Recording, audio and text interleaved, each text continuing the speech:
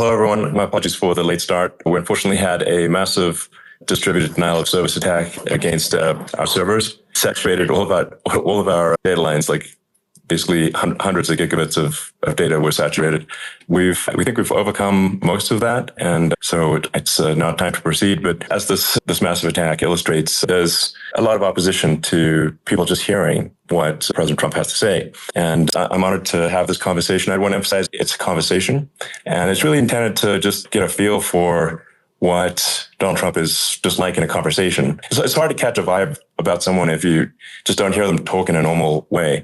And when there's an adversarial interview, like no one's themselves in an adversarial interview. So and this is really aimed at open-minded, independent voters who just try to make up their mind. And so you can understand what is it just like to have a conversation. Honored to Donald, great to speak. We had a great conversation yesterday. As you mentioned yesterday, if we could just record that conversation and post it, it would have been excellent. I hope we can have something like that today. I think we will. I'm pretty sure we will. And congratulations, because I see you broke every record in the book with so many millions of people. And it's an honor. We view that as an honor. And then you do want silencing of certain voices. Usually those are voices that have something to say that are constructive, oftentimes constructive. And so we have to consider it an honor. But congratulations on breaking every record in the book tonight. That's great. Thank you.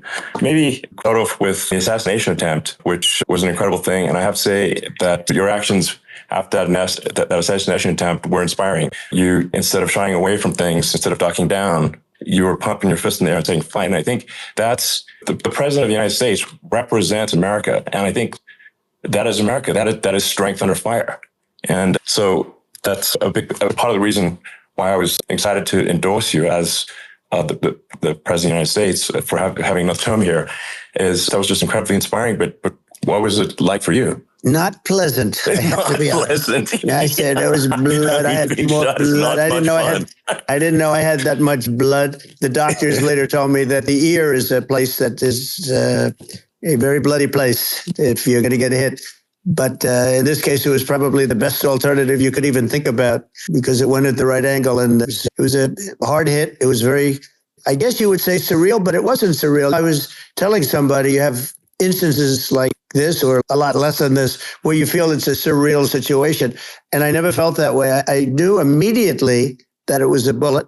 I knew immediately that it was at the ear and because it hit very hard, but hit the ear. And I also heard people shout bullets, get down, because I moved down pretty nicely, pretty quickly. And we had bullets flying right over my head after I went down. So I'm glad I went down. The bigger miracle was that I was looking in the exact direction of the shooter. And so it hit me at an angle that was far less destructive than any other angle. So that was the miracle. That was for those people that don't believe in God. I think we got to all start thinking about that. You have to, I'm a believer. Now I'm more of a believer, I think. And a lot of people have said that to me. A lot of great people have said that to me, actually.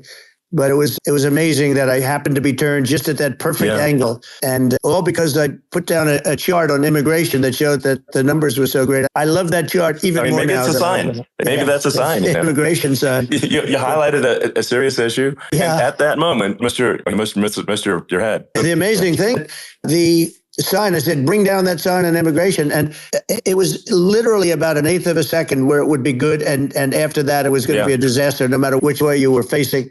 But it just had that perfect angle, which was exactly at this shooter. A very sad situation. It's such a sad situation. We lost somebody that was great, Corey, who a firefighter, a great gentleman, a great Trumper. He was just a fantastic family and a fantastic man. And a friend of mine came up, Elon, and said, I'd like to give the family some kind of help. And I said, that's great. He said, do you mind? I said, I don't mind at all. And he wrote out a check for $1 million, gave it to the wife. And she said, this is really nice, but I'd rather have my husband back, which is a nice thing for somebody to say, to be honest. She's great. The family is great. And we raised a lot of money for them and for two other gentlemen are unbelievable also. They were hit really badly. They thought they were not going to make it, and they did. The doctors in the Butler area, I tell you, they were incredible. They saved the two, and they were really hit tough, both of them, equally. Yeah. And we thought, my first question was because I heard bullets flying over me. I said, how many people were killed? Because we had a massive crowd there. a tremendous thousands and thousands of people. And there was no land. It was all people. So I said, how many people have been killed? Because I knew there were other shots being fired. And they said, we don't know yet, but some people have been badly hurt. And I have to give the Secret Service sniper, they call him, or sharpshooter, but sniper, because he didn't know there was a problem. He's an extraordinary shot, obviously, and he didn't know there was a problem. And he was able to pick it all out within 5 seconds. And he used one bullet from very far away, probably 400 yards. The shooter was 130, but he was on the opposite side of the field and the podium. And he saw the smoke and the flame from the gun, immediately recognized it, and immediately took a shot. And it was one perfect shot from very far away. And if he didn't do that, Elon, a lot more people could have been badly hurt and killed. So I have to take my hat off to him, because that's also a surreal. He's been with them for 23 years, and he's never had anything like this. And all of a sudden he has to act, and it's a very tough thing to act and to be shooting somebody. But he saw the gun, saw the smoke, saw the flame from the gun very far away. Obviously has very good eyes. He's got very good vision, which I assume you have to have in that particular work. But he took aim very quickly, and they say it was approximately 5 seconds from long range, one bullet. If that didn't happen, because the shooter had a lot of bullets, he had a lot of cartridges up there with him. That's clearly, he was very confident in taking that shot to stop the attempted assassination. But there does seem to be some pretty significant failings elsewhere in the system. There's just no way that, like, how on earth does a shooter get on a roof 130 yards away? That seems crazy. I think most people people are wondering how on earth could such a thing happen. I view it as two ways. There should have been nobody on the roof. There were people, because there were so many tens of thousands of people there.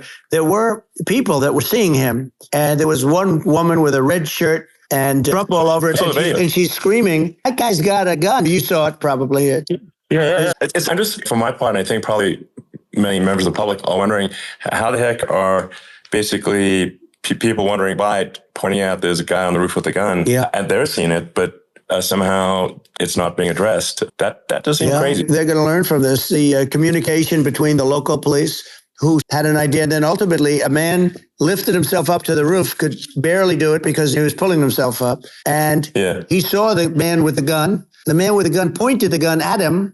He thought he was probably going to get shot. He was like pulling himself up. And because of that, he couldn't get to his gun. And he fell down, actually very badly hurt his leg, his ankle here very badly. But he fell down. And he did, from what I understand, he did say, there's a guy up there with a gun.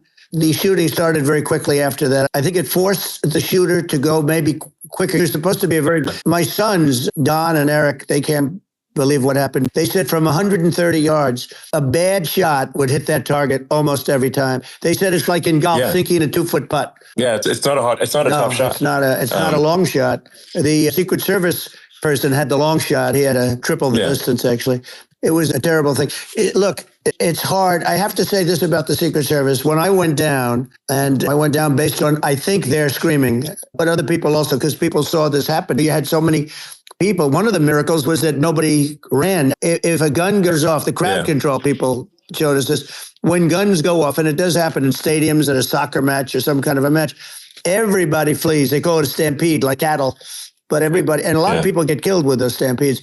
We had more people than you'd have at some of these matches or these games, and nobody left. We had a small group behind us in the grandstand, and that was full. And you look at it as it was taking place, and normally they'd be running. They didn't leave. They saw that I was hurt. They saw a lot of blood, and they saw that I went down. And it's almost like they wanted to be with me. Out front, you had thousands, tens of thousands of people. As far as the eye could see, you had people in Butler, as far as the eye could see. And a lot of press, too. There were many cameras on watching this. It's what makes it so different, because normally things happen that aren't good, but you never have a picture. Here we have these cameras shooting it. Amazing. But one of the interesting things was that you didn't have anybody flee. You didn't have anybody stampede. Nobody. And there were some people behind me. They stood up and they're looking like, I tell you, you want to have them in a foxhole with you. I want to meet some of those people because it's so different from what you heard. But so I was down. But the Secret Service guys, there were bullets flying right over my head. You could hear them go whizzing. And these guys came jumping on top of me, and a young lady, Kate, would jump. They moved so fast. And let me tell you, that took tremendous courage. Now, there was a lack of coordination. There was obviously everybody understands that that building should have been covered. Looking at the aerial views, that building would be like the number one spot for a sniper. It's like if you were to pick, what is the favorite? If the goal is to assassinate, what's your favorite spot? That building. That building would be number one. That would have been the spot. It's like you can ask for a better location. It's that would have been the spot. What people think is when the local policeman, who by the way, he did what he was supposed to do. He couldn't hold on any longer, and then when he got his head just peeking above. This guy standing there with a gun at his head. And when he fell down, again, hurt his ankle very badly, but he was making the calls. But what happened is the firing is very soon. So what they think is that this guy ran to his site, which he had all planned out with a gun.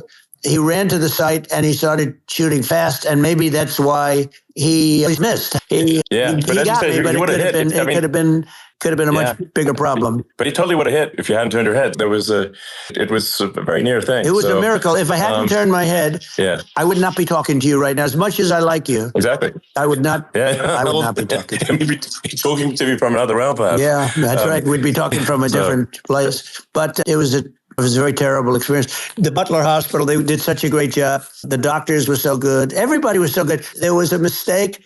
If somebody knew, because people were hearing, there was just a bad feeling that somebody was around that story announcement. And if somebody could have said, because they've oftentimes said like there'd be a lightning storm or something, because I've done, I think over 300. I think I did a lot more than that, but we did a lot. And oftentimes they'll say, sir, could you wait 10 minutes, please? Sir, could you wait 20 minutes? There's a storm overhead or lightning or something. And that happens often. And this would have been a perfect time for that to have happened, but it didn't get coordinated. That was the problem. It was I think your actions in the fire, what I find admirable there was that you can't fake bravery under such circumstances. The courage is instinctual or it is not. It's not a rehearsed action. And so I just want to say that I think a lot of people admire your courage under fire there. And so thank you very much. I appreciate it. I didn't think of it. I just wanted to get up and I wanted to stand up. I wanted to let them know. I felt I was good when they were on top of me, covering me, actually, very much covering me and very bravely. But I wanted to get up. I said, I want to get up. And they have everything there. They wanted stretcher. I didn't like, and I knew I was hit in the ear, but I knew I wasn't hit anywhere else. They felt I was hit someplace else because it was such a lot of blood. And they were sure that I was hit someplace else. And they were saying, sir, you were hit more than the ear. I said, nope, I was hit in the ear. I want to get up. Let me get up. And so I got up and the crowd didn't know what to think. This was so many people and you could see they were confused. They didn't know what to think. And I wanted to let them know I was okay. It was very important for me to let them know that. And they went wild. You've seen they didn't go wild when I got up because they didn't know, was I alive? You really couldn't tell. When I stood up before the fist in the air, they didn't know if I was alive. Nobody did. And when I put the fist up, they were just relieved and happy and thrilled. And the place went crazy. It was pretty amazing. It was a terrible thing, but it was incredibly moving. And speaking of the sort of slide that got you to turn, that saved your life, really, was the illegal immigration slide. Maybe this is worth talking about that. It was that slide. Illegal immigration saved my life. You're right, but it had to be at that exact angle. That's a great one. The incredible thing, though, when you talk about the odds, you had to be exactly at that angle. But the incredible thing is that the chart, I used it less than 20% of the time. It was just a moment. Yeah. It's always on my left, never my right. And it's always at the end of the speech. So here we have it. It's on the right, not the left. It's at the beginning, not the end. And even the people that put it up, they were unprepared. And they did a great job. They got it up immediately, fortunately.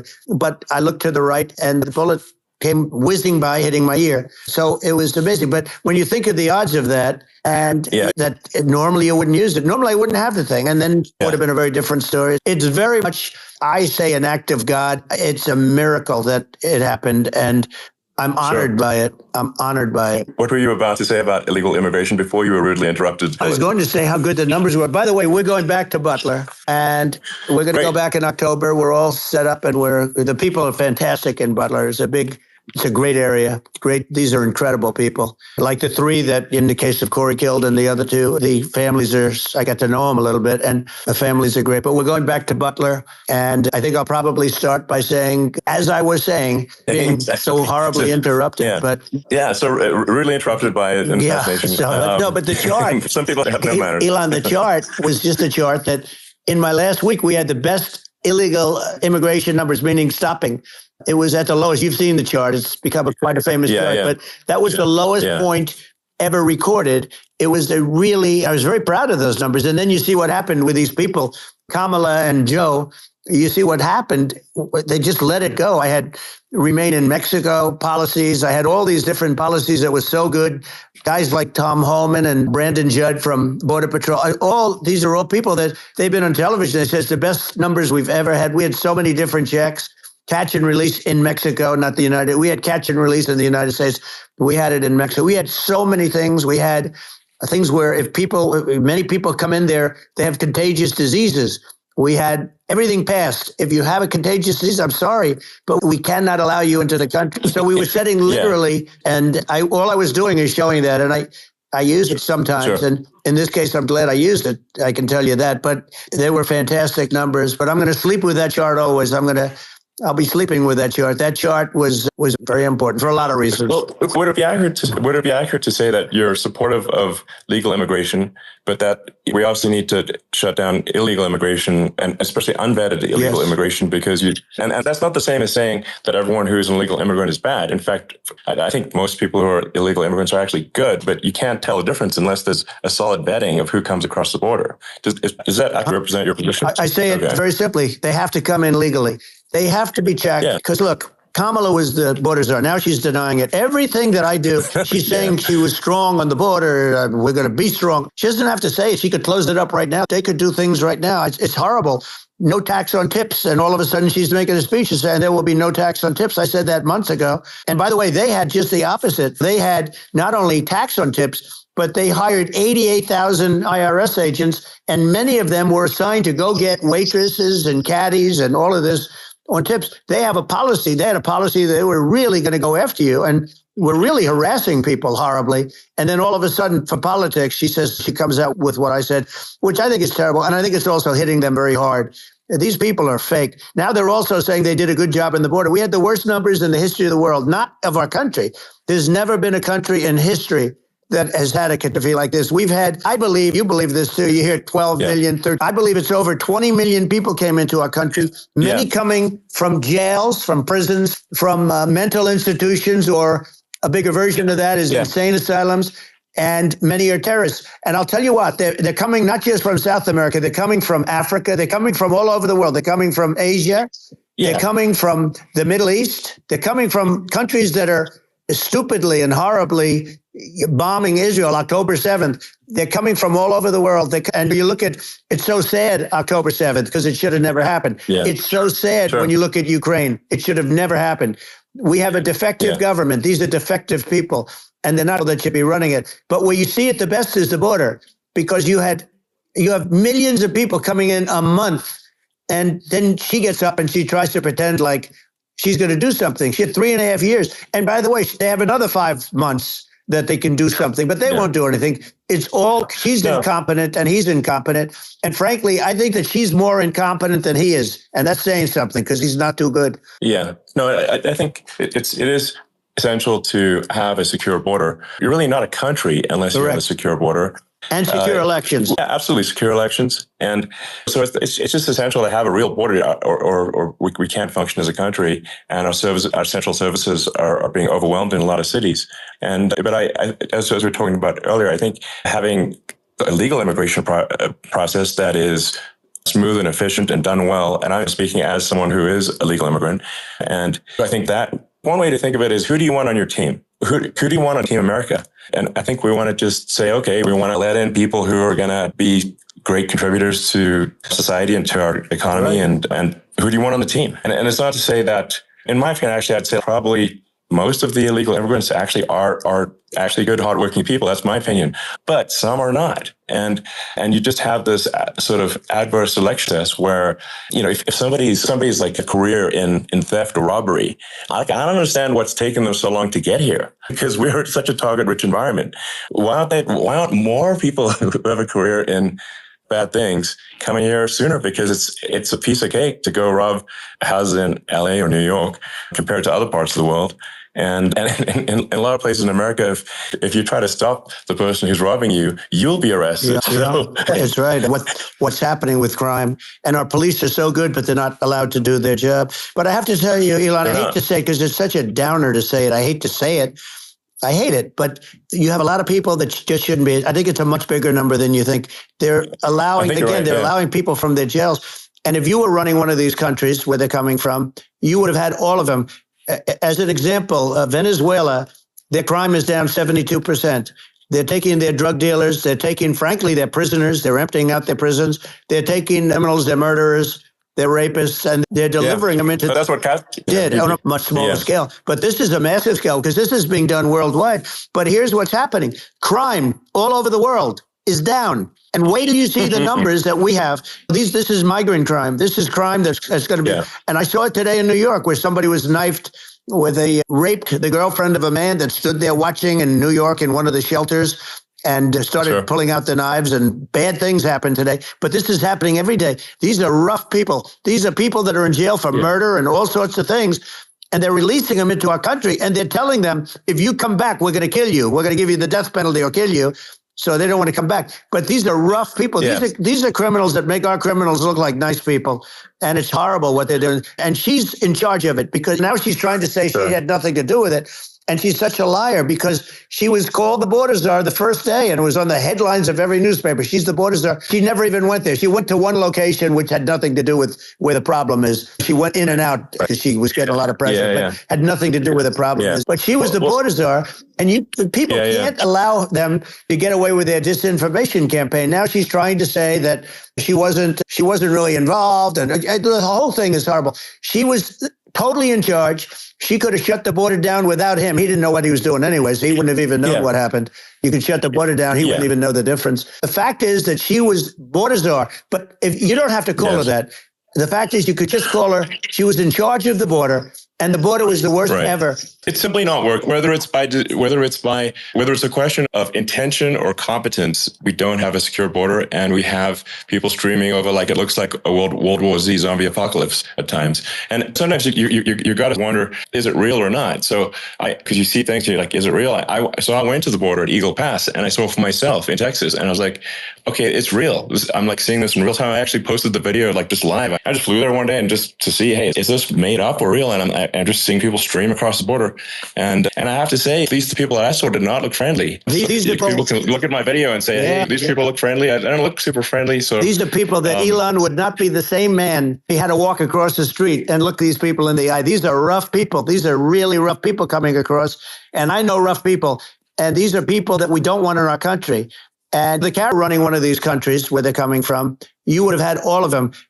As an example, Venezuela, their crime is down 72%. You would have had all of them. As an example, Venezuela, their crime is down 72%. They're taking their drug dealers. They're taking, frankly, their prisoners. They're emptying out their prisons. They're taking criminals, their murderers, they're rapists, and they're delivering them into. But that's what did on a much smaller scale. But this is a massive scale because this is being done worldwide. But here's what's happening. Crime all over the world is down. And wait till you see the numbers that we have. This is migrant crime. This is crime that's going to be. And I saw it today in New York where somebody was knifed with raped the girlfriend of a man that stood there watching in New York in one of the shelters and started pulling out the knives, and bad things happen today. But this is happening every day. These are rough people. These are people that are in jail for murder and all sorts of things. And they're releasing them into our country. And they're telling them, if you come back, we're going to kill you. We're going to give you the death penalty or kill you. So they don't want to come back. But these are rough people. These are criminals that make our criminals look like nice people. And it's horrible what they're doing. And she's in charge of it because now she's trying to say she had nothing to do with it. And she's such a liar because she was called the border czar the first day and it was on the headlines of every newspaper. She's the border czar. She never even went there. She went to one location which had nothing to do with where the problem is. She went in and out, I guess, because she was getting a lot of pressure. Had nothing to do with the problem. But she was the border czar, and people can't allow them to get away with their disinformation campaign. Now she's trying to say that she wasn't really involved, and the whole thing is horrible. She was totally in charge. She could have shut the border down without him. He didn't know what he was doing anyways. He wouldn't have even known what happened. You could shut the border down. He wouldn't even know the difference. The fact is that she was border czar, but if you don't have to call her that. The fact is you could just call her. She was in charge of the border. And the border was the worst Right. ever. It's simply not working. No. Whether it's a question of intention or competence, we don't have a secure border, and we have people streaming over like it looks like a World War Z zombie apocalypse at times. And sometimes you got to wonder, like, is it real or not? So because you see things, and you're like, is it real? So I went to the border at Eagle Pass, and I saw for myself in Texas, and I was like, okay, it's real. I'm like seeing this in real time. I actually posted the video like just live. I just flew there one day and just to see, hey, is this made up or real? And I'm just seeing people stream across the border. And I have to say, at least the people that I saw did not look friendly. These are people can look at my video and say, hey, these people look friendly. I don't look super friendly. So these are people that Elon would not be the same man. He had to walk across the street and look these people in the eye. These are rough people. These are really rough people coming across. And I know rough people. And these are people that we don't want in our country. And the caravans are coming in, and they're putting, and who's doing this are the heads of the country. You would be doing it, and so would I. And everyone would say, oh, what a terrible thing to say. The fact is, it's brilliant for them because they're all of their bad people, really bad people. And I hate to say this, the reason the numbers are much bigger than you would think is they're also taking the non-productive people. Now, these aren't people that will kill you. We have enough of them.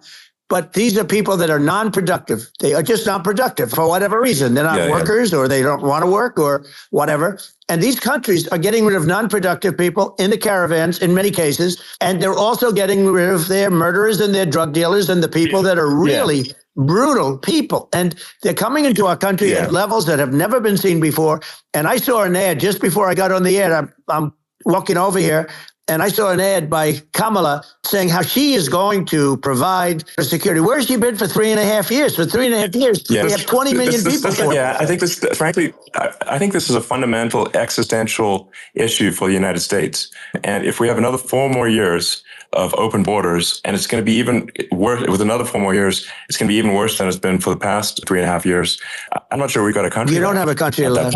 Elon, if they get in, you will have 50 to 60 million people from all over the world, not South America only. We think of South America, we think of Honduras and El Salvador, Guatemala, and Mexico, the 4. But it's not that. It's everywhere. They're coming in from everywhere. And I had to stay in Mexico. Yeah, I think this is a super important point. Like people, it's basically, when I went down there, I was like, where are people from? It's like almost no one was from Mexico. It's just the border with Mexico, but the people coming in, it's Earth, the rest of Earth. And America is only, about 4 or 5% of the population of Earth. It would only take a few percent of the rest of Earth to overwhelm everything. We're already overwhelmed, Elon. We're overwhelmed. You had to see the news tonight about New York, and I love that place. And what they're doing to it is horrible, what they're doing to it. And all the courts do is they try and focus on Trump. Okay, let's focus on Trump, who did nothing wrong. I come about a rigged election. Elon, what's happened is unbelievable. You have from Africa, from the Congo, they're coming from the Congo, and 22 people came in from the Congo recently, and they're murderers, and they're dropped. They drop them. They take them out of jails, which is very expensive to maintain the jails. Although they don't do too much maintaining, I can tell you. But they take them out of jails, prisons. They take them out and they bring them to the United States. They deposit them in the United States and say, "Don't ever come back. Or you're going to be executed." And they don't want to come back, but they won't come back. Sure. But they're coming from Africa. They're coming from Asia. They're coming from the Middle East. They're coming from South America. They're coming from everywhere. And there are a lot of really bad ones. It's just an everywhere on Earth thing. And it's just not possible for the United States to absorb everyone from Earth or even a few percent of the rest of Earth. It's just not possible. And we're going to have, to finish this up, we're going to have the largest deportation in history of this country. And we have no choice. Otherwise, we're going to have a country, what they've done to our country. Think of it. In Venezuela and in some of these other countries, crime is down 50, 60, 70, 80%. And you would be the same. You would. Yeah. I'll tell you what, Venezuela has not rid of all of them. They've gotten rid of about 70% really bad people. Their jails are about 50% put into the United States. Same with other countries. Some are at 30%, some are at 50%. They're all different. But the bottom line is they're all going to be at 100%. Why wouldn't you put 100% of it? And they're doing it right now while this third-rate phony candidate, don't forget, I beat Biden. He failed in the debate miserably. And some people said, oh, gee, it's too bad. It's too bad he did so badly, or I did well in the debate. The first night they said, wow, one of the people at CNN said that was the greatest debate performance I've ever witnessed. And then 2 days later, they didn't talk about that. They just said he was bad. But that's okay. That's the way I get treated, and I don't mind that at all. What I can tell you is this. We cannot have a Democrat. We cannot have her. She's incompetent. She's as bad as Biden in a different... She hasn't done an interview since this whole scam started. And say what you want. This was a coup. This was a coup of a president of the United States. He didn't want to leave, and they said, we can do it the nice way or we can do it the hard way. Yeah, no, they just took him out back behind the shed and basically shot him. Yeah. With this guy. And I'm no fan of his. And he was a horrible president, the worst president in history. And one of the reasons he was so bad, first of all, the Israeli attack would have never happened. Russia would never have attacked Ukraine. And we'd have no inflation. And we wouldn't have had the Afghanistan mess, if you think of it. And we wouldn't have had Afghanistan. But we think of it. You take a few of those events away and we have a different world.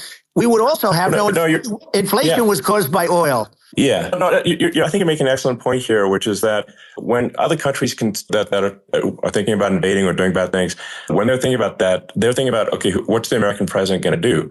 And do they fear the American president? Or is there someone they do not respect and do not fear? And I think they do rightfully be, look at the footage of the assassination. They're like, okay, President Trump is don't mess with me. Whereas I think people are not going to be, and they obviously have not been at all intimidated by Biden, and they certainly will not be intimidated by Kamala. And you have to really think of that in the context of global security. That if the American president is someone that evil dictators are scared of, that makes a huge difference to the security of the world. So I had a good relationship with Putin, despite the Russia hoax that lasted for over 2 years. It's just a hoax created by Hillary Clinton and Adam Schiff, some just bad people, just sick people, frankly. Schiff is a sick person. He's going to end up probably being a senator. It's hard to believe. The whole thing is hard to believe. But they put our danger with that stuff, too. They actually, when they make up stories, and you have to fight your way out of it for a long time. But I know Putin very well. I got along with him very well. Respected me, and it's just one of those things. And we would talk a lot about Ukraine. It was the apple of his eye. But I said, don't ever do it. Don't ever do it. I shut down Nord Stream 2. That was the big oil pipeline, the biggest pipeline in the world going all over Europe. I shut it down. Biden came, and then they say, I loved Russia. I was a friend of Putin, and I loved Russia. No, he actually said to me one time, he said, if you're my friend, I'd hate to see you as an enemy. I shut down his pipeline, the biggest pipeline. They were looking at that to fund. And this pathetic president gets in there. And the first thing he did, one of the early things he did is he shut down Keystone XL pipeline, which is our pipeline that would have employed 48,000 people, pipeline workers, shuts it down. That was a massive job that Obama refused to allow. I allowed it in my first week, because it was jobs and it moved oil. And by the way, in a much more environmentally friendly way. It's underground. It's not a truck that catches on fire or a train that catches on fire. But think of it. He shut down the XL pipeline, the Keystone XL pipeline. He shuts that down, and he approves the Russian pipeline. Yeah, it doesn't make any sense. It's inconsistent, certainly. But I think it's just worth emphasizing to listeners immense importance of whether the United States president is intimidating or not intimidating, and how much that matters to global security. There's some real tough characters out there, and if they don't think the American president is tough, they will do what they want to do. I know every one of them. And that puts the whole world in danger. Elon, I know every one of them, and I know them well. I know Putin, I know President Xi, I know Kim Jong-un of North Korea. I know every one of them. And let me tell you, people will say, oh, this is terrible. He said, I'm not saying anything good or bad. They're at the top of their game. They're tough, they're smart, they're vicious, and they're going to protect their country, whether they love their country. They probably do. It's just a different form of love, but they're going to protect their country. But these are tough people at the top of their game. And when they see a Kamala or when they see a Biden, Sleepy Joe, they can't even believe it. They can't believe this happened. All the stuff that you're seeing now, all the horror that look at Israel, they're all waiting for an attack from Iran. Iran would not be attacking, believe me. When I was there, and I say it with respect, because I think we would have been good with Iran. I don't want to do anything bad to Iran, but they knew not to mess around. Iran was broke because I told China, if you buy from Iran oil, it's all about the oil. That's where the money is. But if you buy oil from Iran, you're not going to do any business with the United States. And I meant it. And they said, we'll pass. They didn't. Other countries likewise. You want to buy, you're not doing business with the United States. And they were at a point where they had no money for Hamas. They had no money for Hezbollah. They had no money for any of these instruments of terror. And it was amazing. In fact, the articles when I was leaving, which is hard to believe, actually, especially when you look at what's happened to our country, is so bad right now. It's such a different place. We were respected. Think of it. 4 years ago, we were so respected to a point where When I said don't buy oil, they didn't buy oil, but they had no money, and Israel would have never been attacked. Zero chance. And again, I said to Vladimir Putin, I say, don't do it. You can't do it, Vladimir. You do it, it's going to be a bad day. You cannot do it.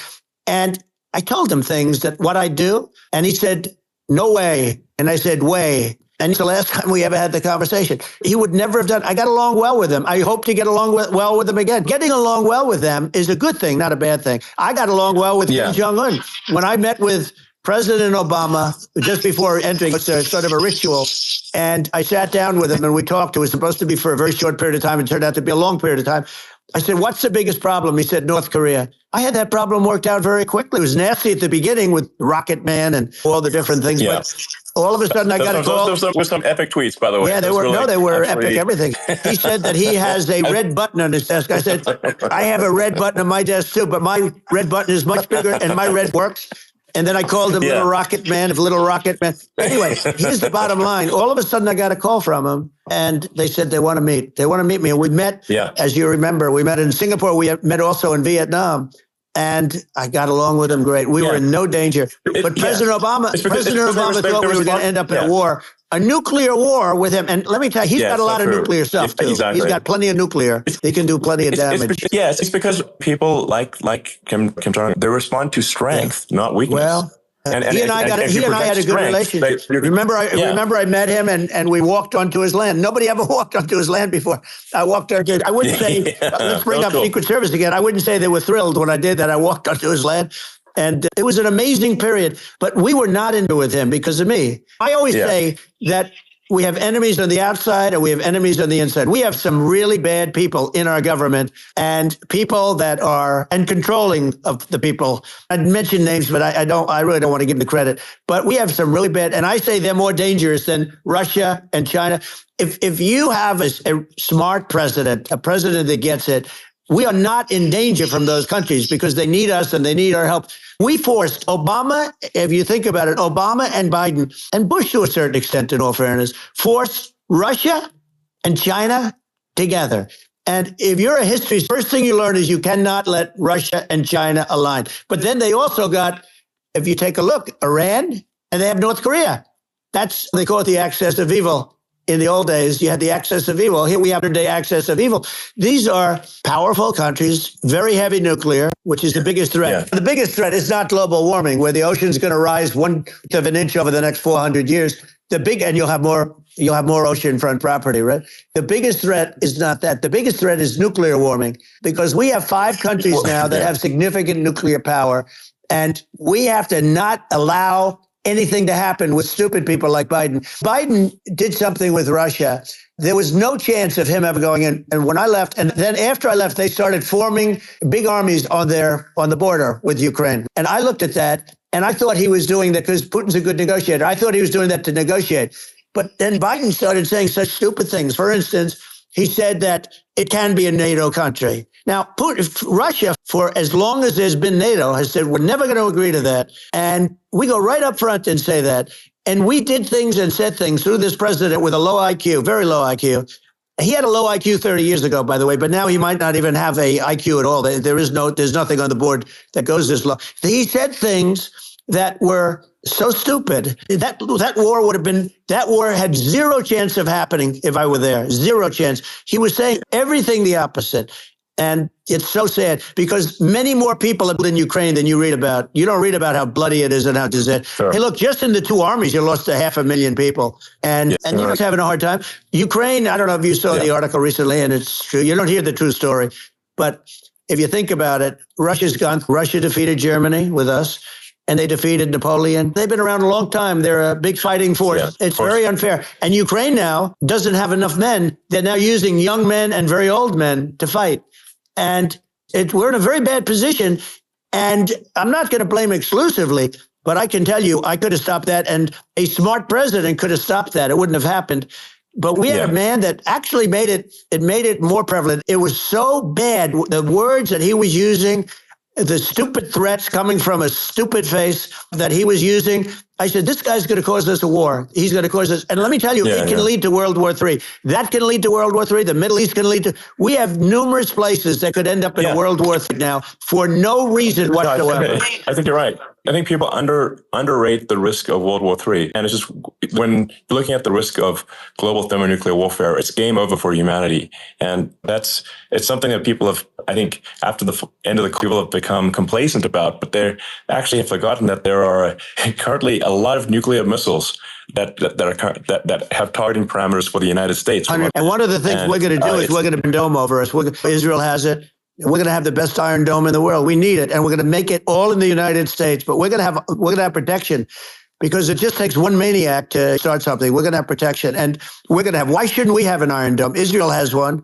Some other places have one that nobody even knows about, frankly. But Israel has it. We're going to have an Iron Dome. With all of that being said, to me, that's so important, the most important. But with all of that being said, the election's coming up, and the people want to hear about the economy.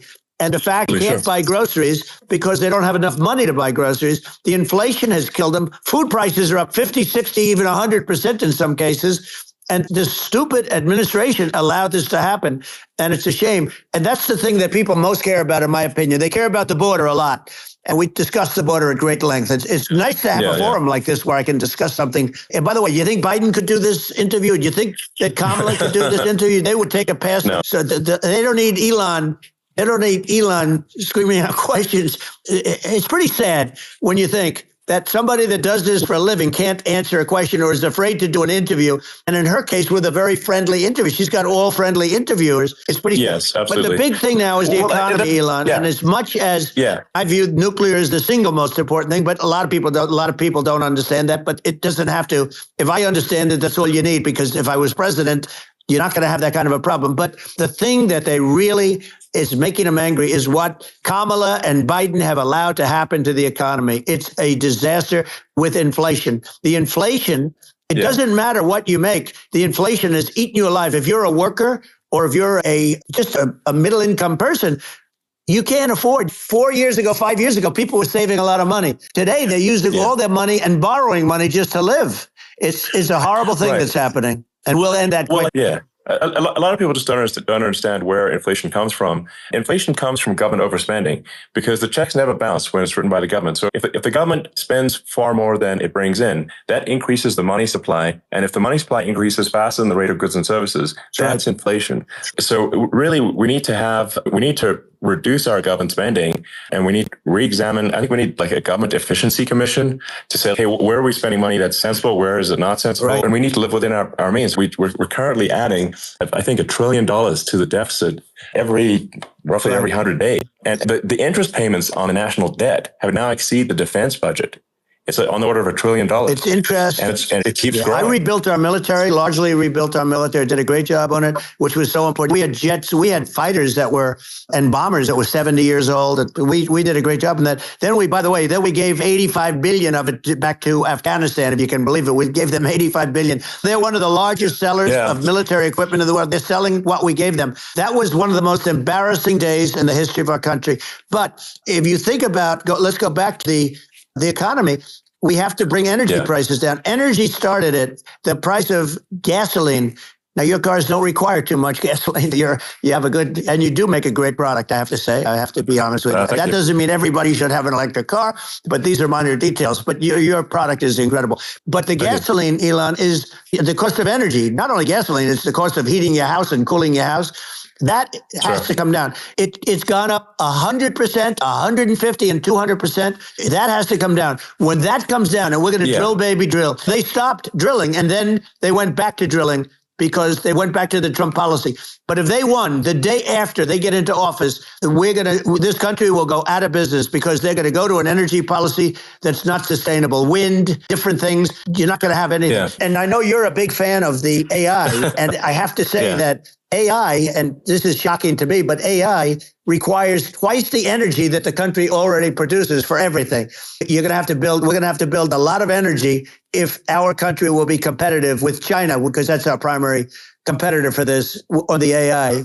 You're going to need a lot of electricity. You're going to need tremendous electricity, like almost double what we produce now for the whole country, if you can believe it. Sure. Just going, back to this, like the space thing, which that people try to make it sound complicated, but it's not. But inflation caused by government overspending. Right. Would you agree that we need to take a look at government spending and have perhaps a government efficiency commission that just tries to make the spending sensible and so the country lives within its means, just like a person does? The waste is incredible, and nobody negotiates prices. You used to have a lot of people making jets, and you end up with two companies, and they'll probably try and merge at some point. I went through it. Like Air Force, just a thing like Air Force One. One of the first documents they asked me to sign, a general walks on, sir, would you please sign this document? What is it? Air Force One. That's with Boeing, which is basically two planes, two 747s. And the price was $5.7 billion for two planes. Now, they're highly sophisticated, even nicer than your plane, okay? But much more sophisticated. They're I won't say what's on it, but they got a lot of stuff on it. Anyway, but it's 5.7. Sure. That's a crazy number. But I said, I'm not going to pay 5.7. I'm not going to do it. I said, who made the deal? Obama and his people. I said, then I know the deal's no good. I'm not going to do it. And over a course of about 4 weeks, by my saying I'm not going to do it, I got the price reduced by $1.6 billion for the exact same plane, other than we had a nicer paint job, if you want to know the truth. But for the exact same plane, I saved one. And I said to Boeing, man, you guys must make a lot of money if you can reduce the price by that. But now what I do hear is that they're going back to the Biden administration and wanting big cost overruns because they see these dopey suckers in there, and they'll end up getting some of the money back. But I shaved it by $1.6 billion for the exact same plane. And you can now take that and multiply that out times thousands of other items. Multiply it by the numbers are astronomical. Yeah. I agree with you. I think it would be great to just have a government efficiency commission that takes a look at these things and just ensures that the taxpayer money, the taxpayers' hard-earned money, is spent in a good way. And I'd be happy to help out on such a commission. I'd love it if it were formed. You're the greatest cutter. I look at what you do. You walk in and you just say, "You want to quit?" They go on strike. I won't mention the name of the company, but they go on strike, and you say, "That's okay. You're all gone." You're all gone. So every one of you is gone, and you are the greatest. You would be very good. Oh, you would love it. But if you look at Argentina, well, I'd be happy to help by the way, congratulations. I just looked at the number of people that are listening to you and I chat. We'll call it a chat. But congratulations. This is very good. It's great. And you're an interesting character. The new head of a place called Argentina, and he's a big, he's great. And he's a big MAGA fan. You know that. He ran on MAGA. And he took it to an extreme, too. He ran on MAGA, and I hear he's doing really a terrific job. It's called Make Argentina Great Again. It worked out perfectly. He came in, he bought a lot of hats, he brought everything, but he's doing a big job. He really cut. And I'm hearing they're starting to do pretty well. Inflation's getting down. They had 1,000%. They had inflation, not normal inflation. They had the real deal. But we're going to have that pretty soon. I think we have the worst inflation we've had in 100 years. They say it's 48 years. I don't believe it. I think we have the worst. They don't include a lot of the items that should be included. Yeah, it's just from government overspending and not spending taxpayer money effectively, and having just so many departments, you can't even name them all. And what Milei is doing is he's cutting government spending. He's simplifying things. He's putting in regulations that make sense. And Argentina overnight is experiencing a giant improvement in prosperity. But it's also a lesson for the United States, which is that Argentina used to be one of the most prosperous countries in the world in the 30s, 40s. And because of bad government policy, it ruined the country. And if you take Venezuela, for example, Venezuela should be incredibly prosperous.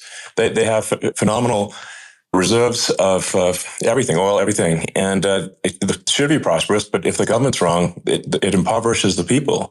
And so I think we should not be complacent in the United States in thinking that and taking our prosperity for granted, because if with bad government policy, on the country into the ground. And that's just something people should bear in mind, prosperity for granted. Well, think of education. So we're ranked at the bottom of every list of the top 40. We're ranked number 40, number 38. Norway, Switzerland, Sweden, different countries are ranked good. Actually, China's pretty close to the top. They're a top 6 or 7. But we're ranked at the bottom, almost at the bottom, 38, 39, 40. In other words, horrible. And yet we spend more per pupil than any other country in the world. So we spend more. And what I'm going to do, one of the first acts, and this is where I need an Elon Musk. I need somebody that has a lot of strength and courage and smarts. I want to close up Department of Education, move education back to the states, where states like Iowa, where state Idaho, not every state will do great, because states that basically aren't doing good now. You look at Gavin Newsom, the governor of California. He's terrible. He does a terrible job. So he's not going to do great with education. But I would bet that 35 would do great. And 15 of them or 20 of them will be as good as Norway. Norway is considered great. You can name them. It's just, they're so good. Some of these countries are so good. But if you go into some of these really well-run states, we have states that don't know what debt is. We have states that have low taxes, no debt, everybody working. They're really well-run. And maybe they have certain edges in terms of location, in terms of the land or the sun and the water and the whole thing. There are a lot of advantages to some people. But if you moved education back to the 50, you'll have some that won't do well, but they'll actually be forced to do better because it'll be a pretty bad situation. But if you think about it, you'll have some of these states. I'll bet you'd have 30, 35 states. It'll be much better. And you know what it'll cost? Less than half what it is in Washington. These people don't care about the students in these faraway states, and it'd be unbelievable. Yeah. I think you're making a good point in that the states have to, if each state has to compete against other states, then people will naturally move to states where it's better. California, as we said, it's a badly run state. I could go through, I got so many friends that are in those states, even if they're Democrats. I hate to mention certain states, but Illinois is badly run with Pritzker. He's a real loser. Some of these places just badly run. It's almost going to force them to run better. They won't do it good initially, but you're not going to do worse than you're doing right now. And I would say that the cost, you would cut your cost by 50 or 60%. And you'd have a little monitor. You want to make sure they're teaching English as an example. Give us a little English, right? Sure. No, but some of these governors are doing so badly. They got so many people moving out of their state. They should get U-Haul salesmen because they're driving so much U-Haul. People moving out. Isn't it amazing to you as a businessman that they can even survive? Like Illinois, so many people are leaving, and you wonder, how do they survive? How do they survive? I saw where you left California and you moved to Texas. Texas does a great job. I just wonder, how do these states survive when big businesses, a big oil company just left California and they moved to Texas. How do these big states survive when they lose so many businesses and their taxes are already really high? The taxes are among the highest taxes. You almost wonder, how do they continue on? And in many cases, the governors don't do a good job in their crime-ridden places. You wonder, how do they continue to just go on? It's not a good situation. I think the only thing that's going to force some of these states to change is if they risk bankruptcy and they're not getting bailed out by the federal government. That's the only thing that's going to get them changed. You remember the area in California where they had that, where I guess somebody had sticky fingers and they stole a lot of money, and they went into a foyer, and it was very nasty for a period of time. But now it's probably the most popular place in all of California. At some point, something like that may have to happen. But the problem is that you can't penalize people that loan money to the state when you have incompetent people like a Pritzker. Look, the family didn't want him in the family business, and then he ends up being governor of Illinois. Why is he going to be a great governor? And you have people, I could name every one of them. I got to know every one of these, and some are just horrible. I think that the larger point here, too, as you're saying, a lot of people are concerned about the economy. A lot of people are concerned about inflation. And inflation is effectively a tax on people that save money. And for people that are working day to day, it's just a form of taxation. And if we can solve the government spending problem, we'll solve the inflation problem, which means people will have a better standard of living. And that's a really big deal. Well, the people that got hurt worst are the people that did it the way they were taught to do it all through their younger life and their whole life. The people that saved money, and then they got no interest on their money, and inflation destroyed them. And frankly, they were almost better off if they didn't do anything like that. Those people have been absolutely decimated, and we're going to bring those people back and help those people. We've got to get the prices down. When I look at bacon costing 4 or 5 times more than it did a few years ago. When you look at some of the food products in grocery stores, people go, they can't believe it. They used to be able to buy a whole cart, and today, a lot of people just don't have the money. They go in and they can't buy anything. They look at sticker shock. They call it sticker shock. I think it really just comes, like I said, I think it just comes down to really, I guess, two things, which is that if you solve government overspending, you solve inflation, which improves living standards of the average person. And then if you deregulate, have sensible regulations, because a lot of the regulations are nonsensical and cause the cost to be extreme for no reason. But unless you've got effective deregulation, like Reagan did a great job on deregulation in the 80s, but it's been 40 years since we hadn't really, during your administration, we made some progress, but I think there's an opportunity to make, radical progress with sensible regulation. And if those two things, those are the big deals. We set a record. We did more deregulation and more restrictions on all of the different businesses than any other president. Remember, I had the rule for everyone we put in, you have to get rid of 10 or 12. And we did radical cuts on all of that. And a lot of that's being put back by this administration. And we did radical cuts on things that weren't necessary. But we were all set. We had the best economy ever, maybe in the world. And then what happened is COVID came in and we had to focus on that. And nobody knew what it was. And I always say I got good marks on economy, good marks on military. We knocked out ISIS. We did different things. We rebuilt. I never got the credit that we really deserved on what we did with COVID. We never got the credit. But had that not happened, a gift from China, from Wuhan, came in from Wuhan, the Wuhan labs, and I always said it, and it turned out to be right. But had that not happened, we were set to start reducing debt. We're going to reduce taxes further. I gave the largest tax cuts, and we were going to reduce taxes still further for middle income people, not only businesses. But we did it for businesses because they're the ones that's why we had the great job numbers. But we were set to really start reducing debt. And we were sitting on the biggest pile of liquid gold anywhere in the world, bigger than Saudi Arabia, bigger than Russia. And we were going to drill it. We were going to make so much money. We were going to supply Europe with oil. I had stopped the Russian pipeline, and we were going to supply them with oil and gas. We were going to make a fortune. And then the COVID came in, and we really had to divert. Then what happened is when they came in, we kept a lot of businesses alive. If I didn't do what we did, we would have had a 1929 type depression. But the problem is when Biden came in, he got trillions of dollars and just started spending it stupidly. You didn't need it anymore. We got over that bad period where everybody was dying and it was just not a good period. Interestingly, during his administration, many more people died during his administration of COVID than during my administration. And we really got the brunt of it. But people don't realize more people died during his administration than ours. But it diverted us from doing what I wanted to do. But we had the greatest for almost 3 years. And you know that probably better than anybody. So many of your friends said to me, the best years we've ever had in business were during the Trump years. And also said that African-American, Hispanic-American were so incredible. They were having the best Asian-American women, men, young people without a diploma, young people that graduated from the best colleges, from MIT, from the Wharton School, from all of the great colleges, Harvard. They were doing better, and people without a diploma were doing better.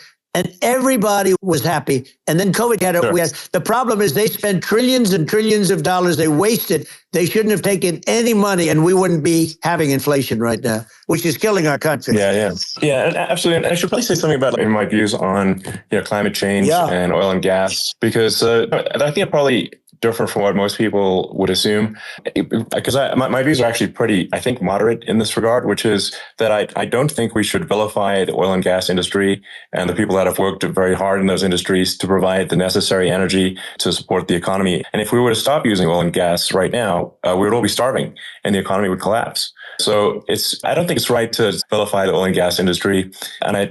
The world has a certain demand for oil and gas, and it's probably better if the United States provides that than some other countries. Sure. And it would help with prosperity in the U.S. And at the same time, obviously, my view is we do over time want to move to a sustainable energy economy, because eventually you run out of oil and gas. It's not infinite, and there is some risk. I think the risk is not as high as a lot of people say it is with respect to global warming. But I think if you just keep increasing the parts per million in the atmosphere enough, eventually it actually simply gets uncomfortable to breathe. People don't realize this. If you go past 1,000 parts per million of CO2, you start getting headaches and nausea.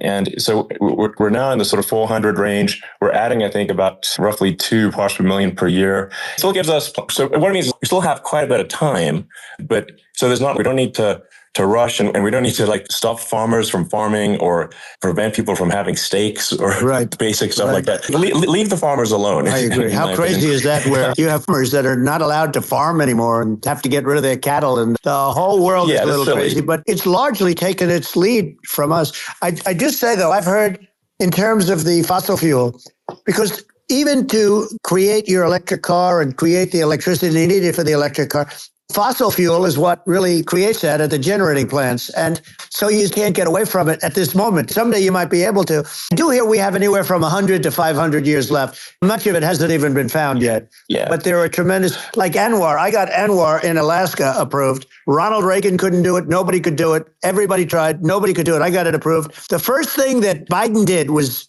unimprove it, to get rid of it. He ended it. His secretary went in and she ended it. And what a that's Anwar. That's bigger, or they think it could be bigger than Saudi Arabia in Alaska. Could be bigger than Saudi Arabia.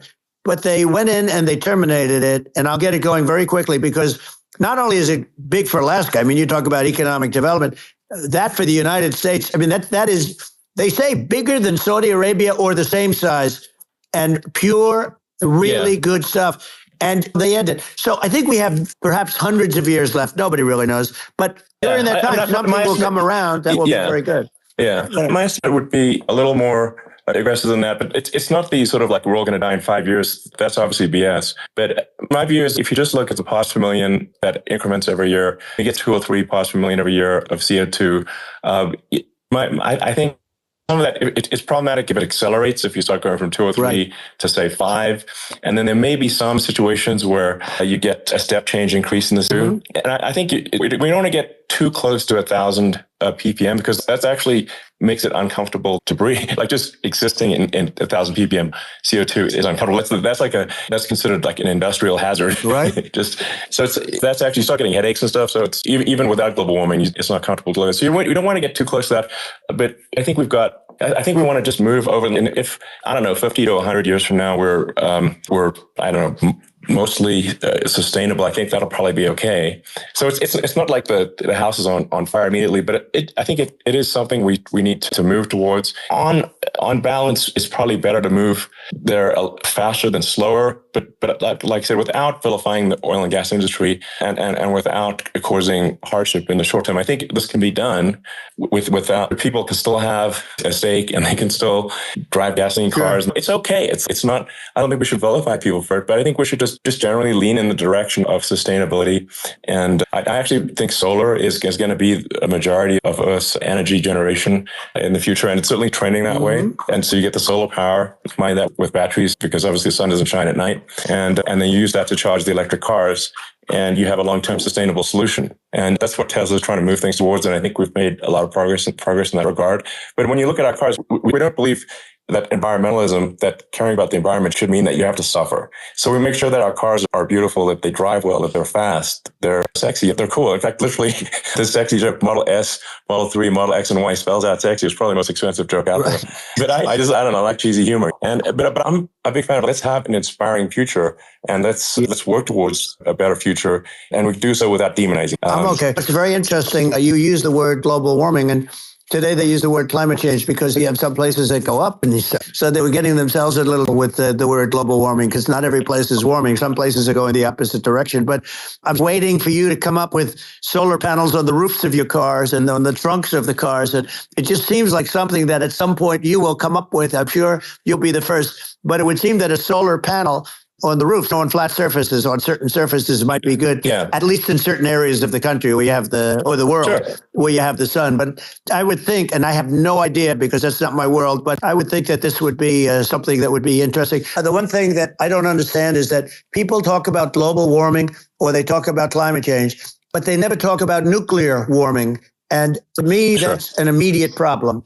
Because you have, as I said, 5 countries where you have major nuclear, and probably some others are getting there, and that's very dangerous. That's where you need a strong American president, because you don't want to have this proliferation. But you have 5 countries, and China is much less than us right now, but they're going to catch us sooner than people think. They're way lower. Russia and us are number 1, and we're tied. And China is far behind, but they're developing at a level that you're not surprised to hear, very fast. They'll end up catching up, maybe even surpassing. But to me, the biggest problem is not climate change. It's not, and everything's, a problem, but it's degrees. To me, the big problem is the nuclear power. The power of nuclear is so great. And when I talk about I'll prevent World War III, I will. But the truth is that you have to, because this is no longer army tanks going back and forth and shooting at each other. This is a level of destruction and power that nobody's ever seen before. Yeah, and actually, there's the bad side of nuclear war, very bad side, but there's also, I think, nuclear electricity generation is underrated. You're right. And it's actually, people have this fear of nuclear electricity generation, but it's actually one of the safest forms of electricity generation. It's just a huge misunderstanding. And if you look at the injuries and deaths caused by, say, I'm not going to pick on coal mining, but just any kind of mining operation, and there's a certain number of injuries and deaths per year. And you compare that to nuclear, is actually way better. So it's underrated as an electricity source, and I think think it's something that's worth reconsidering. But there's so much regulation that people can't get it done. So that maybe they'll have to change the name. It's a rough name. There are some areas like when you see what happened, we'll have to rebrand it. We'll have to give it a good name. We'll name it after you or something. No, it has a branding problem. When you see what happened, it does have a branding problem. When you see what happened in Japan, where they say you won't be able to go on the land for about 3,000 years. Did you ever see that? And in Russia, where they had the problem, where there's a lot of bad things happened, and they have a problem. And they say that in 2,000 years, people will start to occupy the land again. You realize it's pretty bad. No, that's not true. But you're right about it. It's actually not that bad. So like after Fukushima happened in Japan, people were asked California, are we worried about the nuclear cloud coming from Japan? I'm like, no, that's crazy. It's not even dangerous in Fukushima. I actually flew there and ate locally grown vegetables on TV to prove it. And I donated a solar powered system for a water treatment plant. And yeah, but you haven't been feeling so well lately, and I'm worried about it. No, but it's fine. It's Hiroshima and Nagasaki were bombed, but now they're like full cities again. So it's really not something that, so it's not as scary as people think, basically. But let's see, there's some other topics we should touch on. Lawfare, I think we need to be concerned about. What they've done to this country. Obviously. Yeah. We just won the big case in Florida. This was a Biden administration did something that's never been done in this country, and that's go after their political opponent, me, with this nonsense and just nonsense. And the big case in Florida we won, but they always pick a judge and a jury, and they use the local DAs, they use the local attorney generals, like Fani, spelled F-A-N-I, Fani, and it's all a big hoax, and it's all run from there. Like in Manhattan, one of the top people from the Justice Department went in, ran Manhattan, ran the state. The Letitia James deal was run by a person from the Department of Justice, Biden. They've never done this before, and they set up a very bad precedent. It's called lawfare. It's a terrible thing and never happened in our country. It does happen in banana republics and third world countries, but it's never happened. And the incredible thing is it actually drove my numbers up because people see, fortunately, I have a platform like you, or in all fairness, like a conversation like this, where I can talk about it and people understand. You fight for election integrity and you end up getting indicted because you're fighting for election integrity. And when the day comes and you can't fight for election integrity, you don't have a country anymore. So what happens is they went after their political opponent, me. Now, Biden's close to vegetable stage, in my opinion. Okay, I looked at him today on the beach and I said, why would anybody allow him? The guy could barely walk. Why would anybody allow him? Do you have a political advisor that thinks this looks good? He thinks this looks good because it looks so bad and it's ridiculous. And he's been doing that for a long time. He can't lift the chair. The chair weighs about 3 ounces. It's for children and old people to lift. And he can't lift it. The whole thing is crazy. Well, he's clearly, we just don't have a president. You don't have a president. And she's going to be worse than him because she is a San Francisco liberal who destroyed San Francisco. And then as Attorney General, she destroyed California. You talk about location, and we're talking about the sun and the water and all. There's nothing better than California. She has destroyed that. She was the original DA. She was the original in San Francisco. She was the original general in California. What she has done to California is, you know better than I do. You just left California for a lot of those reasons. And what she's done with crime, with cashless bail, where you kill somebody. We have states there you kill somebody and they let you out right away. You don't have to even put up, and then they never find the people unless they kill again, and then they let them out again. Our country is becoming a very dangerous place. And she is a radical left San Francisco liberal. And now she's trying to protect. Now she's looking like she wants to be more Trump than Trump, if that's possible. I don't think it's possible, but she wants to be more Trump than Trump. Yeah. I want a wall. I think that's, She wants to release all the prisoners that are in detention. And some of these guys are really bad. Right. That just came out today. She doesn't want to build the wall, even though the walls work. Walls and wheels. In your business, everything you do is obsolete, almost, well, not the tunnels, but everything is obsolete. Even your rocket ships, they're like a month later, they're obsolete. You find a better way to. The only thing that's not obsolete is a wall and a wheel. And the wall, I built hundreds of miles of wall, and that's why we had such good numbers. I was going to add 200 miles. We bought it. We could have flipped it up in 3 weeks, and they sold it for 5 cents on the dollar. That meant, I said, wow, that means that they actually do want to have open borders. She wants to have open borders, and now she's going like she's tough on the border. It's such a lie. Yeah, this is simply not true. This is simply not true. And everybody knows it's a disgrace that she can say it. No, obviously, what's happening overnight is they're rewriting history and making Kamala sound like a moderate when in fact she is far left, like far left. Worse than Bernie Sanders. She is considered more liberal by far than Bernie Sanders. She's a radical left lunatic. And if she's going to be our president, very quickly, you're not going to have a country anymore. And she'll go back to all of the things that she believes in. She believes in defunding the police. She believes in no fracking, zero. Now, all of a sudden, she's saying, no, I really want to see fracking. If they got in, the day she got in, she'll end fracking. And by the way, if people didn't think that, the lunatics that really believe in that, they won't vote for her. The Palestinians and Israel. She is so anti-Israel, and she's bad. Actually did something that was impossible. Both sides hate him. Both sides. That was a hard thing to do. Unification. Yeah, no, Netanyahu came to give a talk to a joint Senate and House sitting, and I was there, and Kamala stood him up. What does that say? I think it's highly disrespectful. Say, if you're a Jewish person or if you believe in Israel, if you're a person that was very pro-Israel, if you vote for her, it's worse than Biden, and Biden was bad. But if you vote for her, you ought to have your head examined. And tonight, as we're doing this, I'm seeing reports coming that they expect an attack tonight or tomorrow from hundreds and maybe thousands of rockets. Their Iron Dome, as they call it, as we all call it, but their shield that they build, that can be swamped. We'll use the term that's appropriate, swamped. But they swamp it by shooting enough missiles. You know this better than anybody. By shooting enough missiles, they can't defend themselves. They just obliterate the whole place. And that's what some people think they're looking to do. And we have no leadership. There's no respect for the United States of America with these people. And I'm telling you, she'll be worse than him because she's a believer in being radical left, and he wasn't.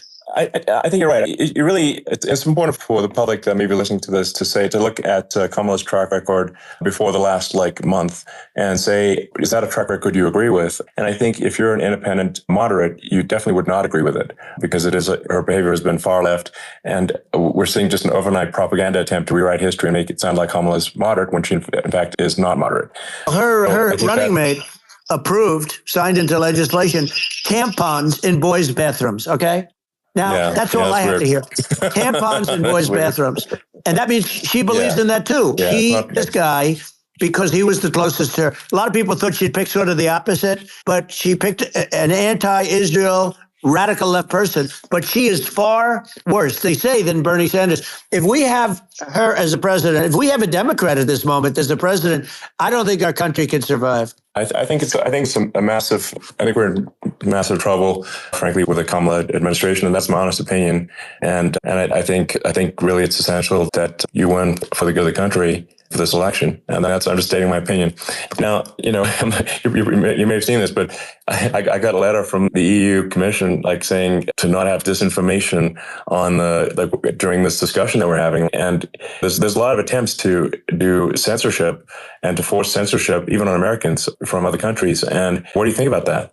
I know the European Union very well. They take great advantage of the United States in trade. We, through a different form, NATO, we protect them. And yet, if you build a car in the United States, you can't sell it in Europe. You just can't sell it. It's impossible. The same thing with our farmers find it very difficult to do business. We have a deficit with them of $250 billion, which people don't know. It sounds so nice, the European Union, but let me tell you, they're not as tough as China, but they're bad. And I let them know it. And that's probably why they notified you. No, they don't treat our country. We defend them with Ukraine. So we're in for $250 billion, and they're in for about $71 billion, and they have the same size. If you add up the European nations in terms of an economy, it's about the same size when you say as us. And they're they're in much greater risk.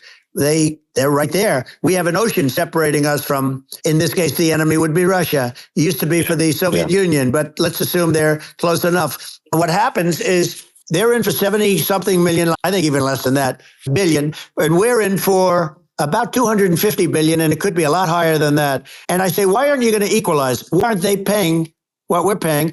And they're in much more there. It's much more important for them because of the fact that they're right near there. They're all in that location. We're not, but they should. And I did it with NATO. There were only 7 countries that were paid up in NATO out of 28 at the time. And it was the United States subsidizing NATO, tremendously subsidizing NATO. And I said, I went in and I said, you got to pay up. If you don't pay up, I'm going to defend you any longer. I took a lot of heat. What happened? Billions and billions of dollars came flowing in. And I think a lot of the public isn't aware of the fact that the United States pays a disproportionate share of the NATO expenses. And then we get taken advantage of on trade. So think of it. The point of NATO is defending Europe. And it's okay, why is the United States paying disproportionately more to defend Europe than Europe? That doesn't make sense. That's unfair. And that is an appropriate thing to address. When you talk about cost cutting and savings and everything else, honestly, look, there's nobody that feels worse about the Ukraine situation than I do, because I know it would have never happened. I know Zelensky. He was very honorable to me, because when they went with the Russia hoax and they said I had a phone call with him, he said it was a perfect phone call. It was a great phone call. He could have grandstanded and said, oh, he was very threatening. He said, no, it was a very nice phone call. I called him up to congratulate him on his win. And you end up getting impeached because these people are lunatics. I was talking about the difference from the people within and the enemies on the outside. In many cases, the people from within are more dangerous for our country than the Russians and the Chinas. If you have a smart president, you're not going to have a problem with them. You're going to do things. Yeah. Now, they've taken advantage of us incredibly, but you're going to do things with the right person. Yeah, I think it's obvious that you're a believer and an advocate of free speech, because during your first time as president, you were attacked relentlessly every day, often very unfairly with false attacks. And you didn't try to shut down the media. You didn't try to inhibit their freedom of speech. And I think that says a lot. The good thing is that you and I have, and some people, very few, we can get the word out. Although sometimes it's hard because they don't want to print it. Like we're having a great conversation right now. Kamala wouldn't have this conversation. She can't because she's not smart. She's not a smart person, by the way. She can't have this conversation. Biden, we don't even have to talk about it. He couldn't have this conversation. He would have given up in the first half of a question. He would have walked out. He would have said, where am I? Where am I going? So anyway, but no, he wouldn't have this. That's true. Not a lot of people would have this conversation. We cover a lot of territory, but the beauty is that we can have a conversation, and I'm able to get it out without, because I get treated unfairly. This is a really big point. You can act conversation with you, and you can't have a conversation with Biden or Kamala. It's like it's not possible. So it's like talking to an NPC. No. So it's just impossible. Well, but think of it. We need a man or a person who's unbelievably sharp in order to stop all the nuclear danger and all the dangers that I'm talking about. And I got along with all this. I got along with Kim Jong-un. We had dinner. We had everything. And he really liked me, and I got along with him. By the way, he's the absolute boss over there. A lot of people said, oh, do you think you really? Let me tell you, I saw things that you don't want to know about. He is the boss. But we had a good relationship. And he doesn't he considers him a stupid man, he said. He's a stupid man. At least he speaks his mind. In this country, you're not allowed to say it, but I guess you are. You should be allowed to say it if it's true. But we need smart people, and we need people that have an ability to lead. And she doesn't have that ability. Can you imagine the chairman? She, very well. Can you imagine her and him negotiating or standing together? It is, the whole concept is ridiculous. She is terrible. She's terrible. But she's getting a free ride. I saw a picture of her on Time Magazine today. She looks like the most beautiful actress ever to live. It was a drawing. And actually, she looked very much like a great first lady, Melania. She didn't look like Camilla. That's right. But of course, she's a beautiful woman. So we'll leave it at that. Yeah, maybe I think it's part of what people in America want to feel excited and inspired about the future. They want to feel like the future is going to be better than the past, and that America is going to do things that are greater than we've done in the past. Reach heights that make you proud to be an American and excited about the future. They want the American dream back. They want the American dream back. More important than anything else. It's like, you don't have that today because the people, they've been just sucked. They see incompetent people running the Biden thing is very interesting. People just found him to be incompetent. And when I debated him, I was like, is this for real? It was. Yeah, it was just absurd. But I think there are like some grand projects that we could do. I think we could build a base on the moon. We could send American astronauts to Mars. We could build high-speed connections that are more advanced than anything else in the world between our cities, so people have fast transport, which is possible to solve traffic with tunnels. We already made great progress in Vegas doing that, and just do things that are exciting and inspiring and make the future feel like it's better than the past. Well, I saw what you did in Vegas, and I'll tell you, it was amazing. I got to see. I took a big glimpse at it, and it's incredible. It's incredible. And you could do that all over. It's deep. Yeah. You don't even need much structure, assuming you're in the right area. No, it's straightforward. It's amazing. And I think we could do some things that like China's got incredible high-speed rail between its cities, but I think it's actually possible with tunnels, with deregulation, with an ability to actually, where it's like illegal to actually do the tunnels, then you could have high-speed tunnels that are actually better than anything else in the world for high-speed transport between cities. And that would be something that Americans can say, wow, okay, we've got something that's cooler than anyone else in the world. That's the thing that makes you proud to be an American. And much safer than surface trains, where there is a danger there with people, with crazy people. Yeah. It's much safer, much better. And it's sad because I've seen some of the greatest trains. I find it fascinating. And I've seen the systems and how they work, and the bullet trains, they call them. And they go unbelievably fast, unbelievably comfortable, with no problems. And we don't have anything like that in this country, not even close. And it doesn't make sense that we... Doesn't make sense. Yeah, and I think also there's hopping on the excess regulation, but I think something that I think people can generally understand is that what happens with laws and regulations is that there's more and more of them every year, and unless process to clean them up, eventually everything becomes illegal, right. and that actually it slows down the development of new technologies. If you take the sort of, I think there's room for some reform at the FDA for improving the speed with which we approve drugs that could help save lives and improve people's lives. And I worked very hard on that. We got that down to the lowest number ever. And we got therapeutics approved in the FDA that people can't even believe the speed. But I took them on. I don't think they like me too much, but I got things approved in the FDA at numbers that they wouldn't believe. And it's a very bureaucratic group. Actually, it's a fine group of people in many cases. I got to know a lot of them, but I was pushing them really hard for Regeneron, for so many different things that were really pretty amazing. But the FDA takes too long. It's 12 years to get a product approved. I got it down to 4, and I got some things done very quickly, but it's really something that is going to have to be worked on because it takes too long. Just takes too long. Yeah, it just takes too long, and you end up in the same with the approval, but it takes years instead of something that I think could potentially take months. That improves people's lives. I think.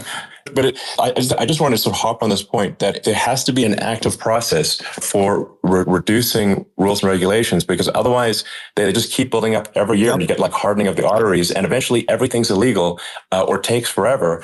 And then we just ossify as a society. We can't make any progress. And it's a really big deal. Well, Elon, just getting back to the FDA for 1 second, I got something done called Right to Try. This is where you can go in, and if you're terminally ill, you can use a space-age medicine or whatever it may be. We have the best doctors, the best labs in the world. We really do. But people would go to other countries because you couldn't use the product, even if they thought it worked, because it's going through the FDA. I got it approved where you can, you basically, look, nobody wanted, the doctors didn't want it because of the liability. The country didn't want it, our country, because they didn't want to get sued. These are people terminally ill. The insurance companies didn't want it, and the pharmaceutical companies, nobody wanted it. I got everybody into a room, and we came up with an agreement that you won't get sued. And also, they didn't want it on their record. If somebody's terminally ill and they die after taking a drug, they didn't want that on their record. So we set a separate list. If somebody was, so it wouldn't count as a negative. Okay. And as we got it done, we have saved Right to Try. They've been trying to get this done for 58 years. And it sounds simple, but it wasn't, because the insurance companies, nobody wanted it. But we got it done. Somebody you sign a document that you're not going to sue the insurance companies, the country, you're not going to sue anybody. And we got it done. And we're saving tens of thousands of lives. Right to Try. Hopefully you never need it.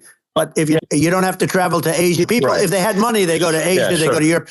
If they don't have money, they go home and die. That's what happened. They'd go home and die. Yeah, and actually, to give Europe some, it's like if a drug is approved in Europe, which has a crazy amount of regulations, it should obviously be in the U.S. Yeah. They got more regulations than we do. So why would a drug be approved in Europe and not in the U.S.? That's crazy. We did it. We did something that really, they've been trying to do it for 50 years, and they just couldn't get it done, and I got it done. And it's really something. But you're right. Some people go to Europe. A drug isn't approved here, but it's approved in Europe. And it's a drug that, generally speaking, would work. It's pretty crazy. Absolutely. And I think so long as people are properly informed of the pros and cons, and like these are the risks, these are the risks, and like you make your own decision, that makes sense. I think just in closing up, and by the way, I'm looking at the numbers. You get a lot of people listening. I hope you don't get nervous, because you got a lot of people listening to you right now, like 60 million or something.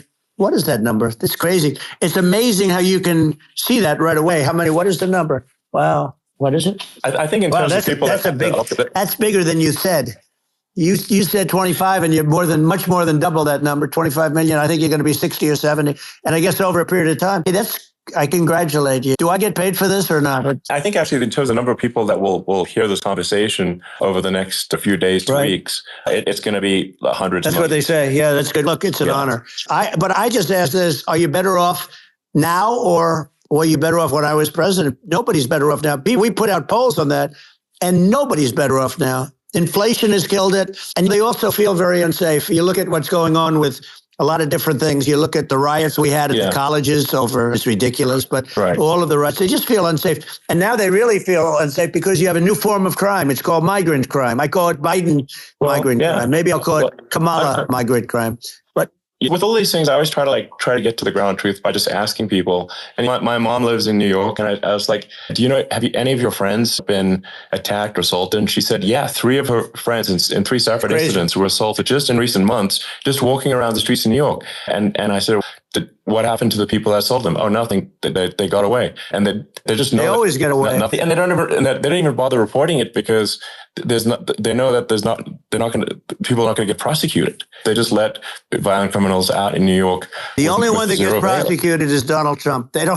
They prosecute Trump. Yeah, it's just obviously messed up. That's terrible. If violent criminals are getting off scot-free, and meanwhile, the New York spending massive resources prosecuting you. And so and I think the sensible public looks at this and says, well, what the heck's going on here? This is obviously abuse of the legal system. The legal system is supposed to be protecting the public from violent criminals, and it should be obviously allowing the public to make their own decision about who should be president as opposed to some legal case. Once they start this precedent, because this can go on with the next one, this is a very bad precedent what they're doing in terms of going after their political opponent. And that's all it is. It's going after their political opponent. And then you get a judge who's a strong Democrat, and I'm being nice when I say that, in many cases crooked as hell.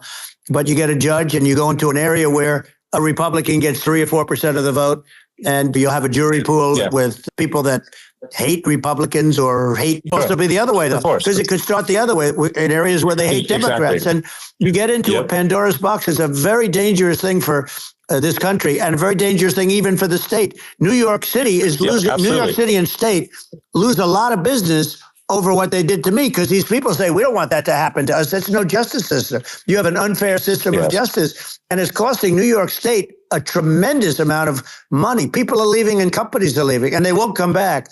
All of that stuff is important, but the economy now is the big thing, and we can turn that economy up so fast, and people are going to be you again. We're going to get rid of inflation. I think there's a lot of opportunity. Right, absolutely. And I just want to congratulate you. You've done an amazing job. You have definitely got a fertile mind. We can talk. You and I can talk about rockets, tunnels. We can talk about tunnels and rockets and electric cars. So many things. And now you're into the AI, and that's going to be another beauty, I'll say. So it's an amazing thing you've done, Elon. It's an amazing thing, and I congratulate you. Thank you. And I just say here's to an exciting, inspiring future that people can look forward to and be optimistic and excited about what happens next.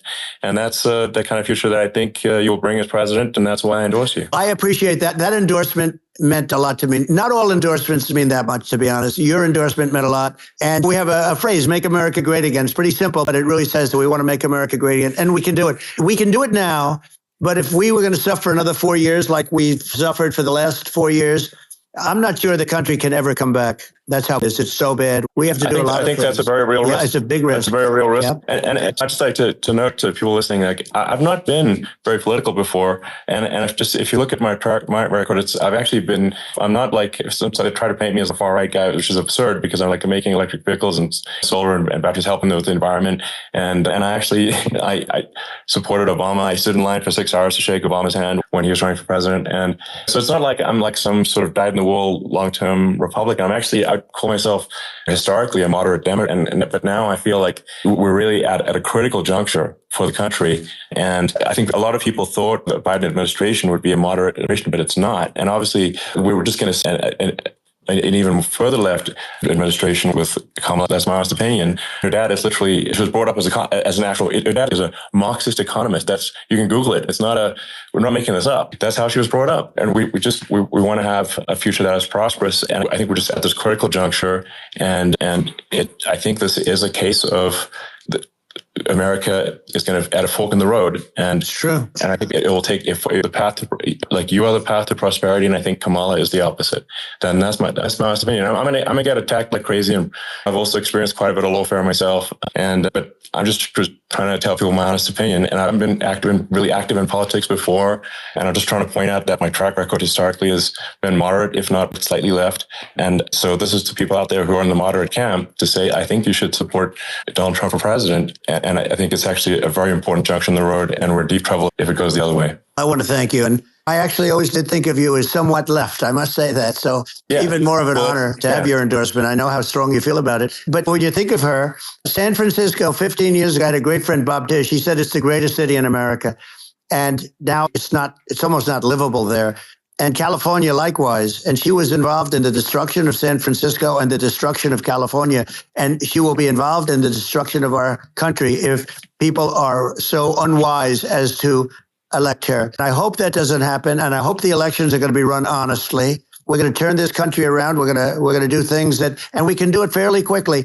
And we have to get rid of the criminals that have been, given to us by other countries. As they laugh at us, they think we're stupid to accept these people. These are radical, stone cold killers in many cases and terrorists. And they're in our country by the hundreds of thousands. And we have to take them out. Yeah, I mean, if I could summarize it, perhaps, I think these are issues that I think most people in America would agree with, which is that we want safe and clean cities. We want secure borders.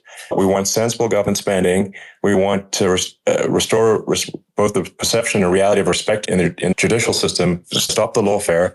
And I think that's like, how are those even right-wing positions? I think that's just common sense.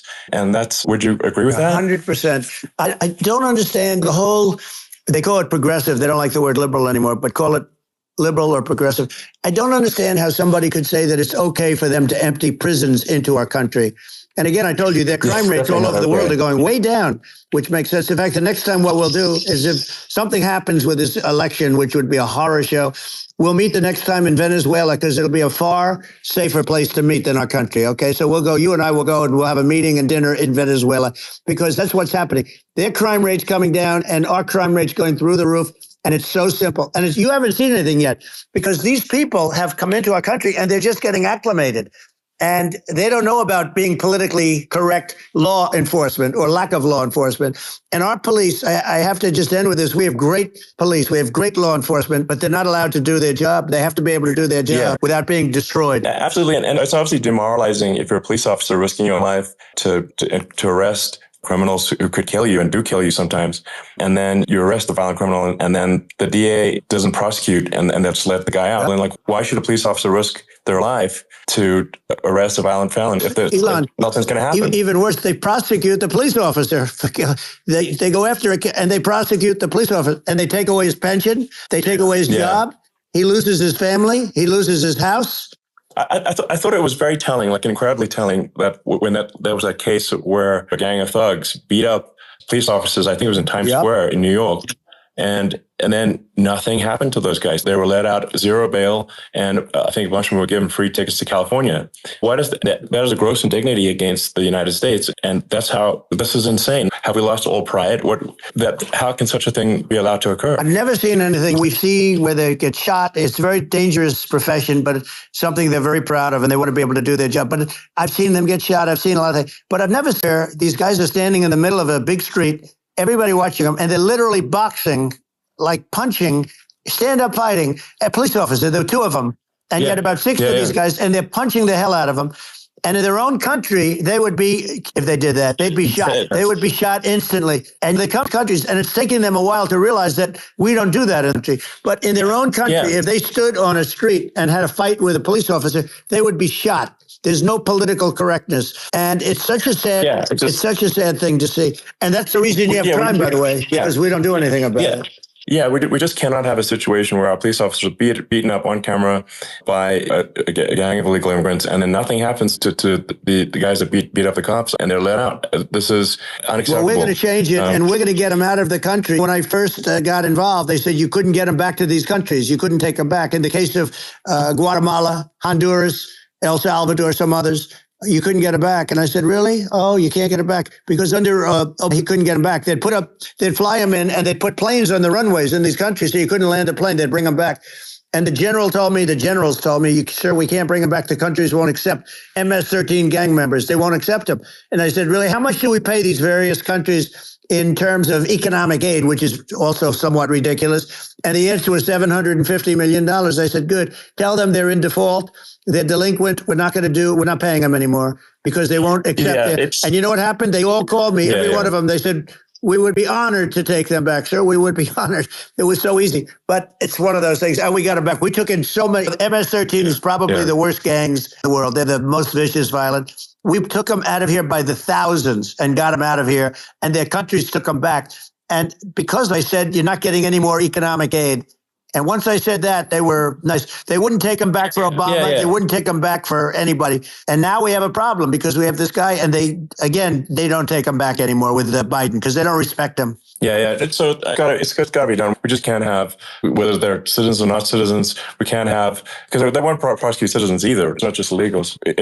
You can't have repeat violent offenders that don't get incarcerated. That's right. Because they will obviously, by definition, continue to people. And I think where part of this comes from is that I do consider myself liberal in some ways. It's just that you want to have empathy for people. Obviously, you want to have empathy for people. I totally agree with that. You want to have empathy, but you also have to have empathy for the victims of the criminals. And if you just have empathy for the criminals, it's actually shallow empathy. It's not real. You're not thinking. You're one layer deep empathy. You got to say, if you don't incarcerate this person, going to hurt, whether they might kill someone, they might rape someone. If you don't incarcerate them, you have to have empathy for the victims. And there's a lack of empathy for the victims of the criminals and too much empathy for the criminals. It doesn't make sense. That's why you want to have deep empathy for society as a whole, not shallow empathy for criminals. Right. And we have to give our police officers the dignity and the respect that they deserve. And we have to let them do their job. They can do a great job, but we have to let them do their job. And if we don't do that, it's going to all disappear. There's never been a society like this where you're allowed to do anything you want and nothing happens. And I'm talking about violent crime. And it's going to get violent because these are really violent people. And we're going to get them out of our country, and we're going to get them back to because they were sent here by the presidents and by the various people that run those countries. And I know every one of those guys. And they're smart people, and they're streetwise people. And they really think that the USA is stupid. They think we're run by stupid people, and they happen to be right.